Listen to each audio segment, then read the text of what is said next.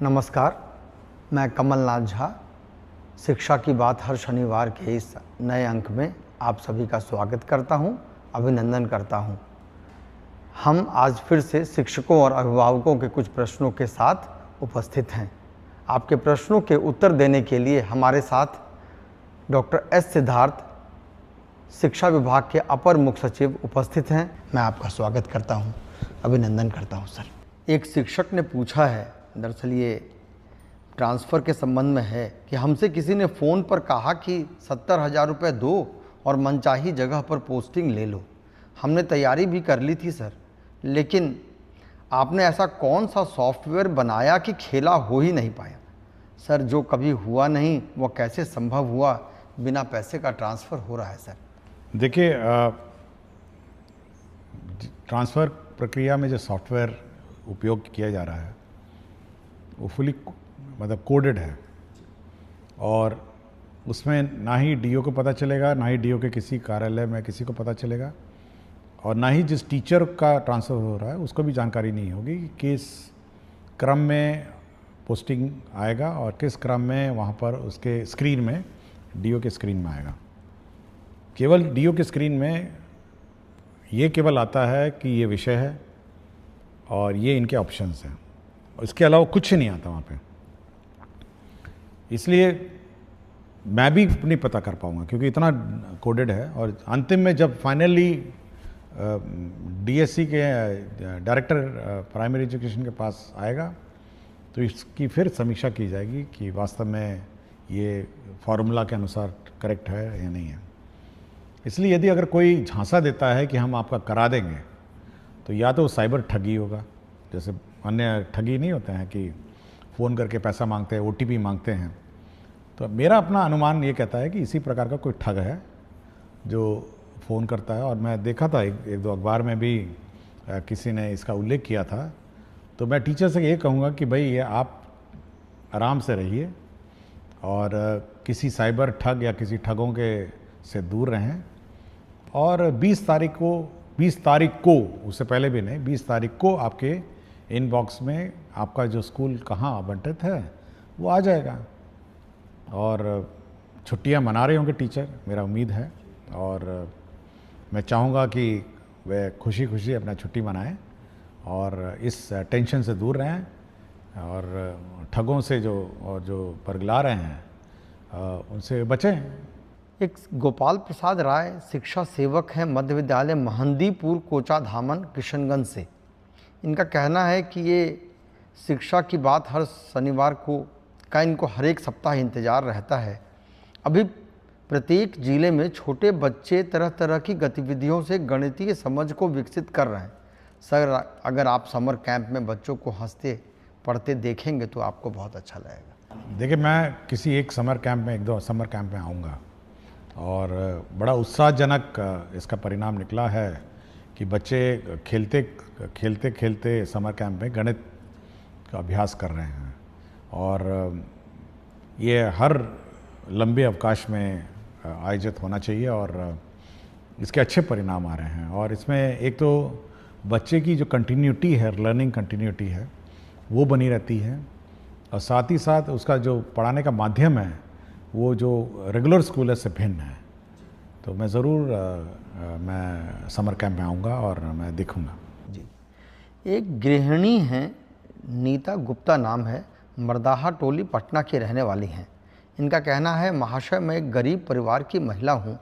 मैंने अपने बेटे का नामांकन माध्यमिक विद्यालय मिर्दाहा टोली पटना में करवाया है एवं हर रोज़ अपने बेटे को नियत समय पर विद्यालय भेजती हूँ, परंतु यह देखकर बहुत ही आहत हूँ कि विद्यालय में पठन पाठन का कार्य नहीं होता है। मेरे बेटे की तरह ही सारे बच्चे कक्षा में बैठकर शिक्षक के आने का इंतज़ार करते रहते हैं, परंतु शिक्षक कार्यालय में बैठकर बातें करते रहते हैं, जिससे मेरा बच्चा घर आकर मुझे ये कहता है कि माँ, मुझे भी नामांकन प्राइवेट विद्यालय में करवा दो। महोदय, मैं डेली समाचार के माध्यम से आपको देखती हूँ और सुनती हूँ, जिससे मुझे विश्वास होता है कि अब सरकारी स्कूल में भी अच्छी पढ़ाई होती है, परंतु अपने बच्चे की स्थिति को देखकर ऐसा लगता है मानो वो एक भ्रम है। मान्यवर, मेरी आपसे विनती है कि आप अपने लेवल पर इस विद्यालय के पठन पाठन की जांच करें ताकि दोषी सामने आ सके। मैं आपकी सदा आभारी रहूँ। देखिए, ये मैसेज मेरे व्हाट्सएप में आया था और मैंने अपने ऑफिसर्स को कहा है इस विद्यालय की जांच करें, और मैंने यह भी कह दिया कि इसके सारे टीचर्स बदल दें। ये भी मैंने कह दिया है कि जो भी टीचर्स यहाँ पढ़ाते हैं पूरे के पूरे बदल दीजिए, और यदि ये बात सत्य निकलती है जांच में तो मैं तो इनको जिला से बाहर निकाल दूंगा। मतलब जो पटना जिला मुख्यालय में बैठे आनंद ले रहे हैं, ये बिल्कुल इस जिले से बाहर चले जाएंगे। तो मैं बिल्कुल स्पष्ट कर दिया हूँ मैंने। ये देखिए, बहुत स्पष्ट है और शिक्षा विभाग का बहुत स्पष्ट निर्देश है कि अगर इस प्रकार की शिकायत आएंगी और आप बैठे स्कूल में केवल गप लड़ाएंगे और टाइम पास करेंगे, तो आप ये कंप्लेंट अगर आ गई और उसकी जांच हो गई, तब तक उस जिले से बाहर चले जाएंगे। मैं प्रखंड और पंचायत की भी बात नहीं करूंगा, मैं सीधे जिले से बाहर कर दूंगा। मुझे बड़ा दुख हुआ जब मैं इस व्हाट्सएप में इस गृहिणी का मैंने मैसेज पढ़ा, और इमीडिएटली मैंने कहा कि सारे टीचर बदल दीजिए, और हम ये टॉलरेट ही नहीं करेंगे कि कोई इस प्रकार का बर्ताव किसी स्कूल में करे। और मैं बहुत बार चेतावनी दे चुका हूँ और बहुत ही स्पष्ट मैंने अपने डीओ को कहा है कि अगर कंप्लेंट आई और कंप्लेंट में सत्यता आई, तो आप यह सुनिश्चित करेंगे कि पटना जिला अगर उसको मुझे ना पड़े तो कोई प्रॉब्लम नहीं होगा। ये अपने को नज़र आएंगे या अपने को कहीं बॉर्डर जिले में नज़र आएंगे, इतनी दूर हम लोग इनका पोस्टिंग कर देंगे। कोई रियायत नहीं हम इनको देंगे। आपको स्कूल में भेजा है, आपको स्कूल में सब सुविधा दी है, आपके घर के स्कूल में, आपके घर के निकट स्कूल में हम लोगों ने पदस्थापन किया है, और उसके बाद अगर आप पढ़ाएंगे नहीं तो फिर ऐसे दूर दराज जाइए जहाँ पे आप पढ़ाने के अलावा आपके पास कोई काम ही नहीं रहेगा। सर, एक राधिका शर्मा हैं, गोपालगंज जिला में शिक्षिका हैं, सिधवलिया प्रखंड एनपीएस बुचिया काली टोला में कार्यरत हैं।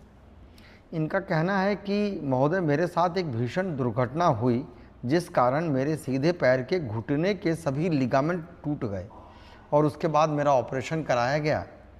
महोदय, मैं 4 जनवरी 2025 से 31 मार्च 2025 तक मेडिकल अवकाश पर रही और इसके भुगतान के संबंध में मुझे किसी प्रकार की सहायता उपलब्ध नहीं करवाई जा रही। देखिए, हम लोगों ने बहुत स्पष्ट निर्देश दिया है।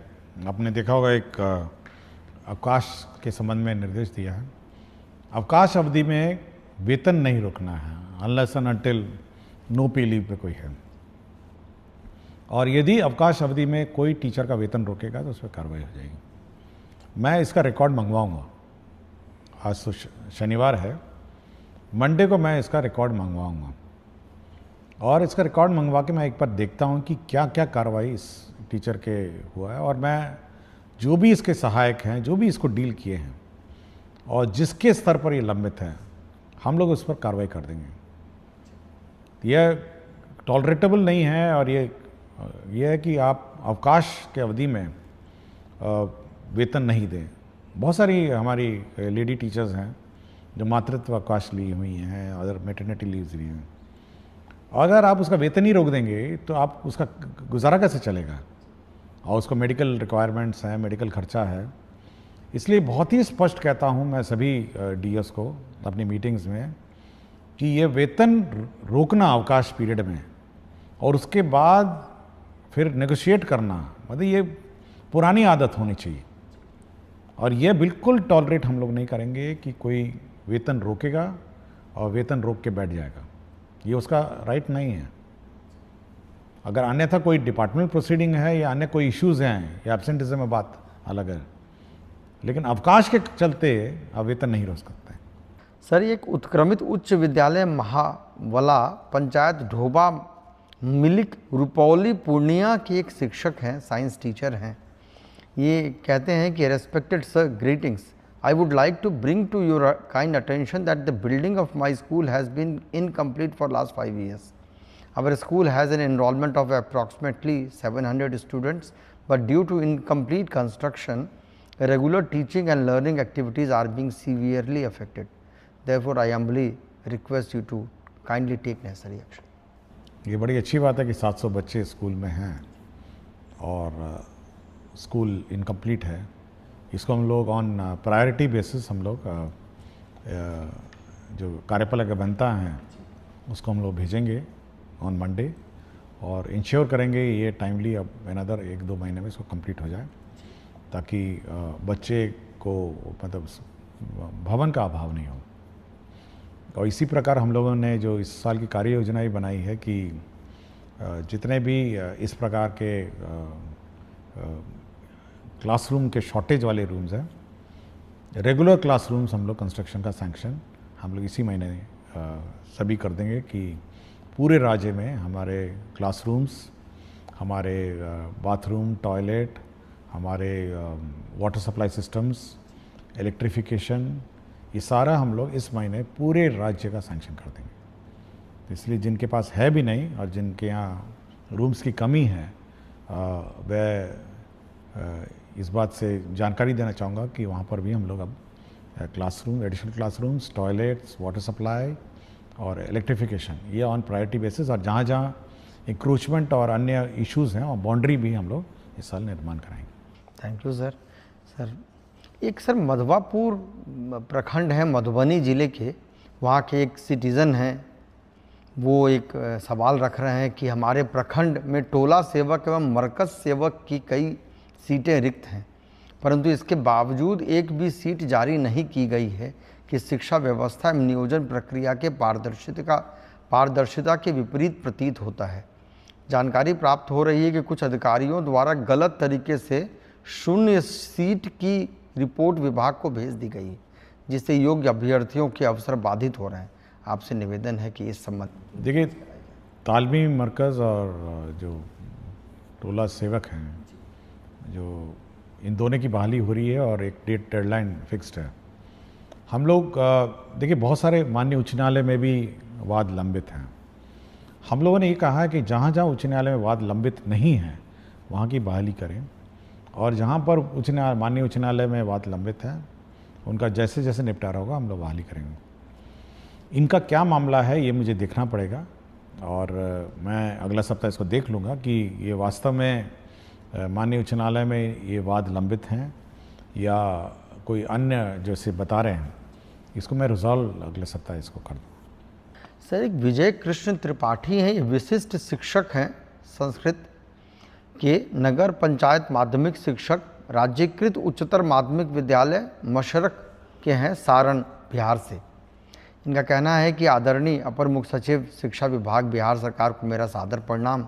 मेरा कहना है कि इस शिक्षा कोष पर विशिष्ट शिक्षकों हेतु क्षतिपूर्ति अवकाश का विकल्प नहीं दिया गया है, जबकि नियमित विद्यालय के अध्यापकों को क्षतिपूर्ति अवकाश का विकल्प दिया गया है। ये इस संबंध में क्यों भेदभाव किया गया, इसके संबंध में?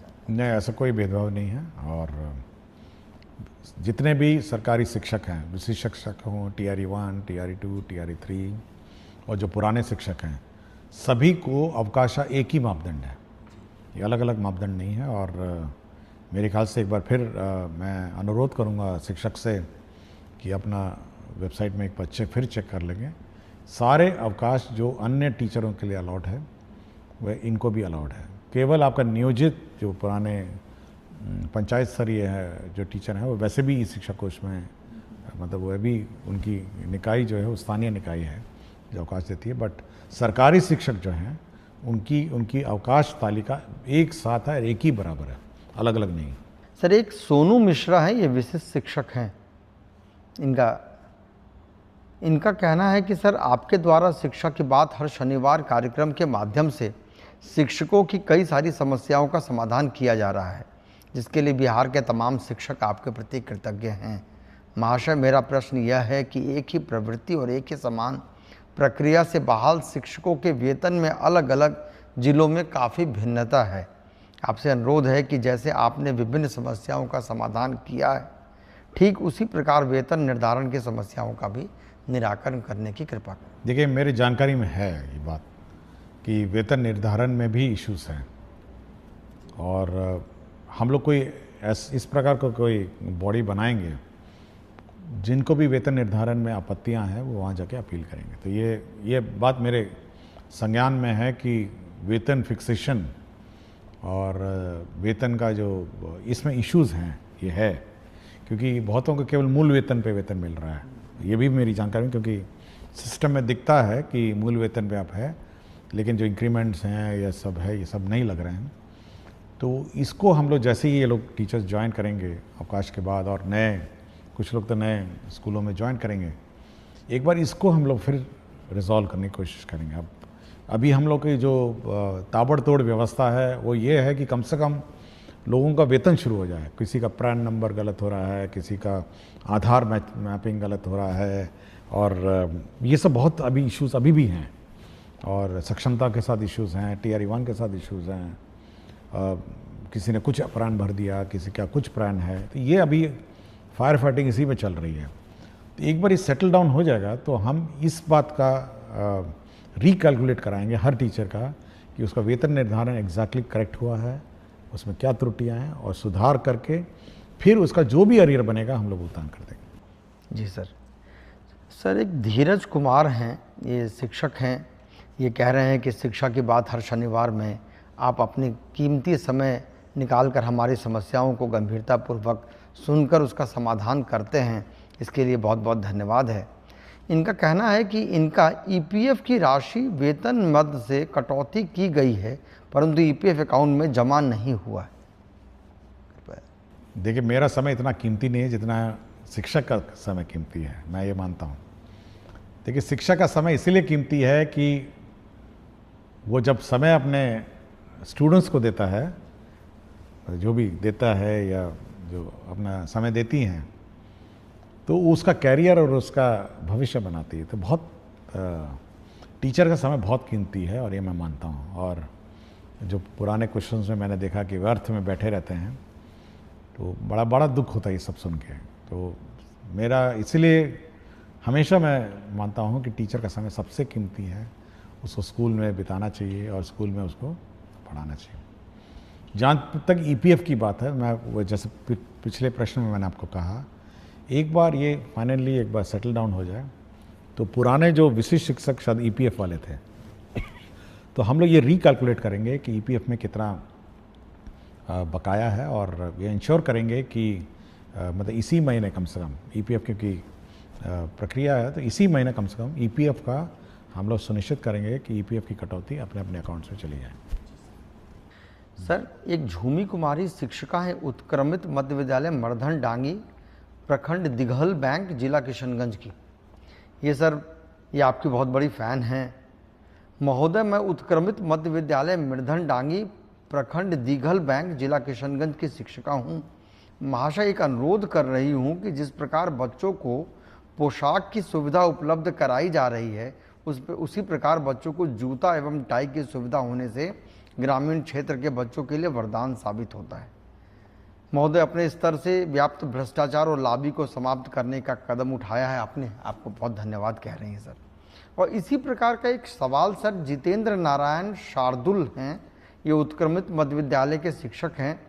ये इनका कहना है कि इनको स्पोर्ट्स ड्रेस के लिए ये मांग रख रहे हैं, जिसमें लड़कियों के लिए अगर स्कर्ट की सुविधा होती है, जो स्पोर्ट्स खेलने वगैरह में सुविधा होगी, जिसे बच्चे बैगलेस डे के दिन उपयोग कर सकते हैं। इस तरह की मांग सर ये दोनों शिक्षकों ने रखी। देखिए, प्राइवेट स्कूल में तो कुछ प्राइवेट स्कूल टाई और जूता पहन के आने को कहते हैं, और उसमें अभिभावक का ही खर्चा होता है। देखिए, हर चीज़ के पीछे राशि की उपलब्धता भी इश्यूज़ है। हमारे यहाँ करीब 2 करोड़ बच्चे हैं, मोटा मोटी 2 करोड़ बच्चे हैं, और जूता, सॉक्स और मोज़ा भी है, मोज़ा, टोपी और टाई, इसका हम लोगों ने हिसाब किताब लगाया था एक बार। इतनी बड़ी राशि हो गई थी कि हम लोग थोड़ा सोचे कि इस पर बाद में विचार किया जाएगा। और मैं कभी कभी फ़ोटो भी देखता हूँ बहुत सारे स्कूल्स में कि अभिभावक ने अपने आप ही, सब लोगों ने खरीद के, टाई खरीद के बच्चों को दिया है, कुछ लोग जूते में भी आते हैं, और मैं लड़कियों को देखता हूँ कभी कभी कुछ स्कार्फ भी पहनी हुई हैं।